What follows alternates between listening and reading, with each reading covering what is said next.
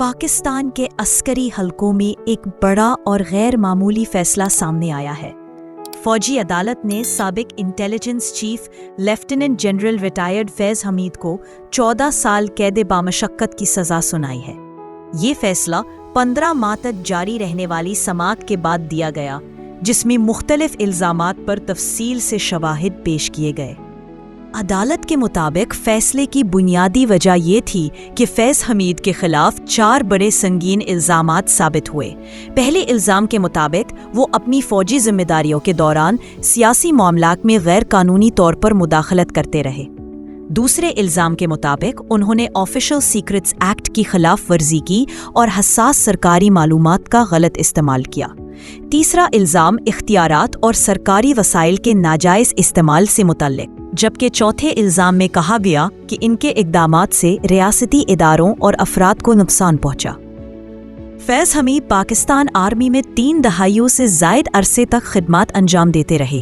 1980 کی دہائی میں کمیشن حاصل کرنے کے بعد وہ مختلف اہم عہدوں پر فائز رہے۔ سب سے نمایاں حیثیت انہیں ISI کے DG کے طور پر ملی، جہاں وہ ملکی سیکیورٹی پالیسی اور علاقائی معاملات میں خاصے سرگرم رہے۔ افغانستان کے حالات میں ان کا کردار بین الاقوامی سطح پر بھی زیر بحث رہا۔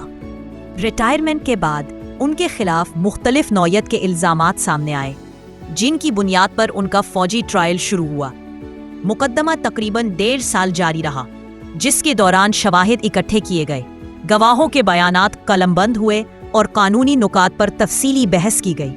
عدالت کا کہنا ہے کہ ملزم کو مکمل قانونی حق دیا گیا اور پوری کارروائی فوج کے ضابطوں اور قوانین کے مطابق چلائی گئی۔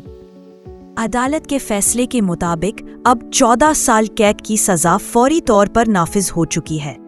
تاہم فیصلے کے ساتھ یہ بھی واضح کیا گیا ہے کہ فیض حمید کے پاس اپیل کا حق موجود ہے، اور اگر وہ چاہے تو اعلیٰ فوجی عدالت میں دوبارہ درخواست دائر کر سکتے ہیں۔ یہ فیصلہ پاکستان کے عسکری اور سیاسی منظرنامے میں ایک اہم موڑ کی حیثیت رکھتا ہے۔ ایک ایسا افسر جو دہائیوں تک طاقتور عہدوں پر رہا، آج قانون کے تحت سزا یافتہ قرار پایا ہے۔ اس فیصلے کے اثرات مستقبل میں ملکی سیاست، ادارہ جاتی توازن اور فوج کے اندر احتساب کے عمل پر ضرور مرتب ہوں گے۔